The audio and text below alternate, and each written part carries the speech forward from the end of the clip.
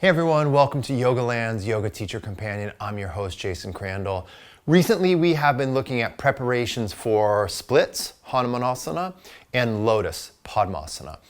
And when we were talking about preparations for Padmasana, one of the things that came to me was that I really want to show you the technique of actually getting into Padmasana.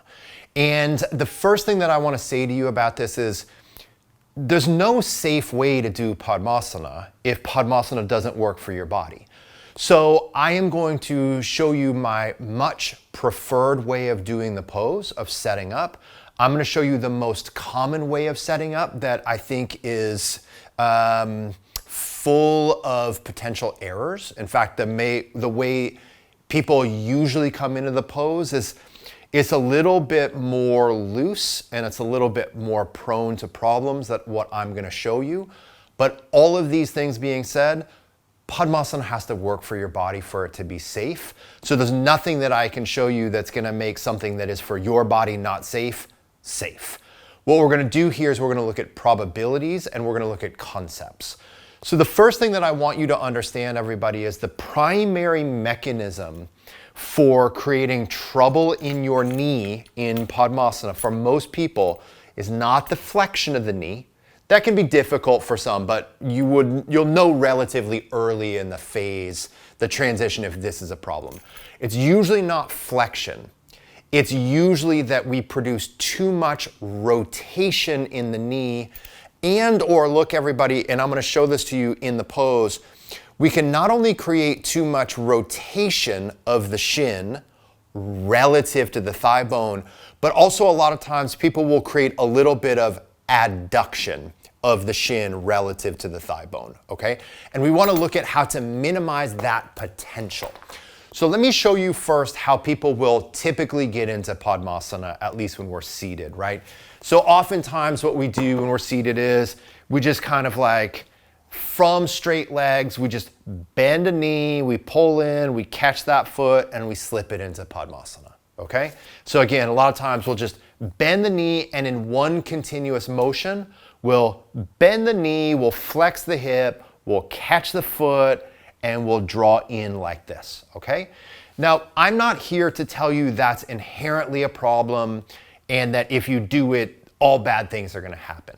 But doing Padmasana like that, or even this is just the Half Lotus phase of the pose, is not quite as stable for the knee as another option. And here's why. Because when that knee is, right, so we'll pretend this is the leg that's getting bent and pulled into Lotus. When the knee is at about a 90-degree angle, you have the greatest amount of leverage to move the shin medially or laterally. You have the greatest amount of leverage to rotate the shin or move it medially or laterally. So when that knee is at a 90-degree angle, there is a greater amount of potential torque that just catching that foot and pulling it into Lotus. There's a greater potential torque that you can exert on the knee when it's at that about 90-degree range. So if I'm just kind of bending that knee, pulling in, I'm gonna catch it at about 90 degrees. I can pretty much guarantee you. And this is the place where we have the greatest amount of potential torque on the knee to start to twist it or to start to pull it in a direction we don't want to, okay? Where you will have much less torque and much less potential for deviation of the shin relative to the thigh, and therefore less potential for disturbing the knee, is when the knee is actually fully flexed. So if I fully flex my knee first, and then I'm going to show you the next step, but if I fully flex my knee first, I don't have nearly as much torque. And those of you watching, you can see this really easily. If my knee is fully flexed like this, and I start to take it into Padmasana, I don't have nearly as much torque potential at that full flexion as I do here, okay? And remember, you have a pretty long lever. The shin's a pretty long lever here. So minimal pull on one side can create maximal torque on the other side. So just a little bit of pull when the knee is at this about 90-degree angle. It's a little bit less stable for the knee position. So instead of bending the knee, catching the foot, and in one motion pulling in, I recommend you segment this. So watch, we fully flex the knee first, right? We fully flex the knee first. Then we keep that knee fully flexed. So what I'm doing is I'm leaning back a little bit and I'm actually using my hands to pull the shin bone into the thigh bone. So I'm keeping the knee fully flexed. I'm pulling that shin into the thigh, and then I'm externally rotating the leg. Like I'm just gonna take it into Janu Shirshasana, okay? So watch, I go full flexion first.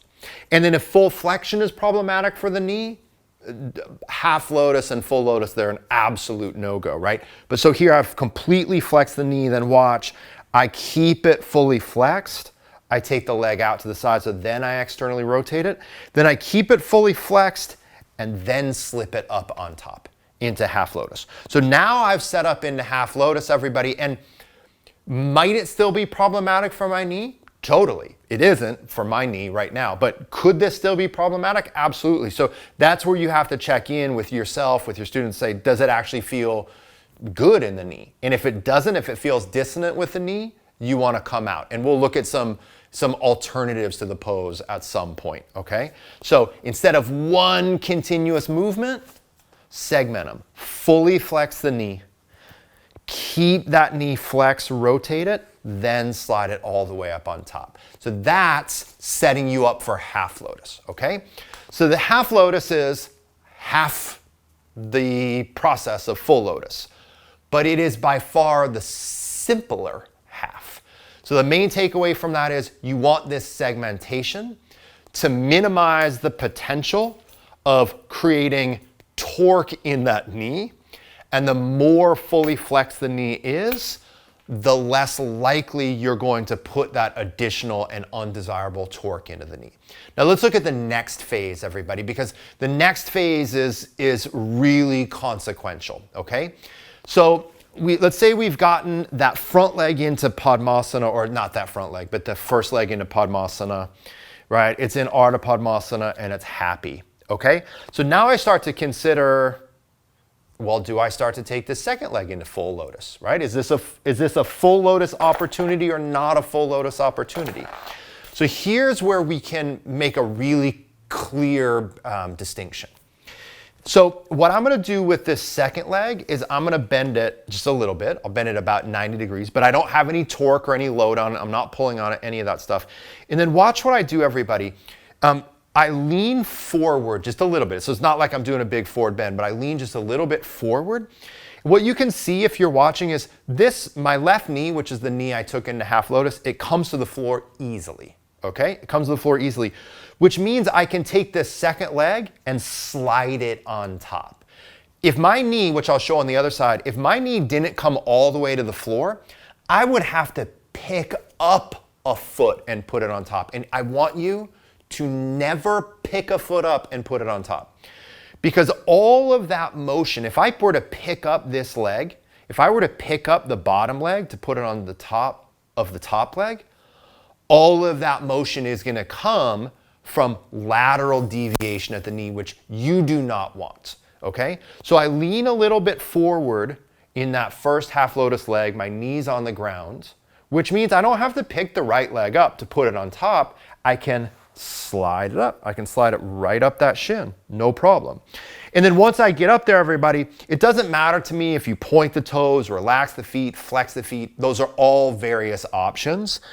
But you don't want the initial foot so low that it's getting dorsiflexed. So at very least, you want that first foot that comes in to be high enough that that inner ankle isn't getting all torqued, okay? So you can see here, like, this is good, I'm happy. My right knee doesn't come all the way to the floor, that's not a problem. But if I were gonna be here for a longer period of time, I might prop it up, okay? Now, let's look at when the half lotus knee does not come to the floor, okay? Let's look at that because that is a real life situation in my right leg. So as a setup, everybody, I'll tell you, my right leg has much less range of motion than my left leg, okay? This is something that has been, as long as I've done yoga, no matter what I've done, my right leg and my left leg, they're from different sides of the family, okay? Now, I'm gonna do the exact same preparation leading with my right leg. So I straighten my left leg, I bend my right knee, I bring it all the way into full flexion to minimize the potential of torque at the knee. Can I still torque my knee? Totally. I still need to pay attention. So I flex that knee, I keep pulling the shin into the thigh, I rotate the leg out, and I take it up, okay? Now I'm happy here. My knee's not coming to the floor, but whatever, what do I have to prove? Nothing, okay? My right leg is happy. So now I do exactly what I did on the previous side. I bend that bottom knee a little bit, and then I lean forward, right? I'm not trying to do some big forward bend, I just kind of lean forward. And those of you that are watching, you can see when I lean forward, my right leg, which is the leg I led with, it doesn't come to the floor. It actually doesn't really even come close to the floor. I can like press it down to the floor, you can push it down to the floor, and it's not too problematic, but it doesn't feel good. Okay, so that right knee is not coming to the floor, everybody. So the only way that I would be able to get, right, and this is really good if you can see this, the only way that I would be able to get the left foot on top of the right foot would be to lift the foot up. And what I'm gonna do with this little skeleton model I have is I'm gonna lift that foot up. I'm not gonna lift my real foot up because I'm not foolish. I'm totally foolish, but I'm not this foolish. I've been this foolish many times before. I've taken the lesson.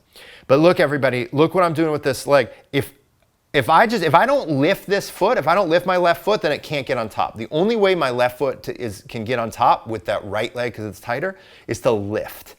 And if I lift, look, I'm creating this lateral deviation, which is going to compress the medial side of the knee and overstretch the outside of the knee. So what happens when that knee doesn't come all the way to the floor? You're a half lotuser on that side, okay? Now, I'm not going to get into some of the complications of, well, should you do full lotus on one side and half lotus on the other side, or should you only do half lotus on both sides if one leg can't go into full lotus? I think we have all sorts of choices in this matter that are a little bit beyond the context here. But three main things I want you to take away from this. If a pose does not feel right, if there's local specific acute pain, especially in and around a joint, man, back off, okay? Just don't do that no matter what someone says. Number two, the knee joint is more prone to those lateral motions, those excess rotational and lateral motions when it's partially bent than when it's fully bent. So to minimize the potential of torquing the knee, I recommend you fully flex the knee joint first and hold that knee into flexion the whole time you take it into half lotus. Then the final thing, everybody, is do that little lean forward test. So you lean a little bit forward once that first leg is in half lotus. If it comfortably touches the floor, consider sliding that second foot on top. If it does not touch the floor, live to practice, and better yet, walk another day. You're a half lotuser on that second side, okay?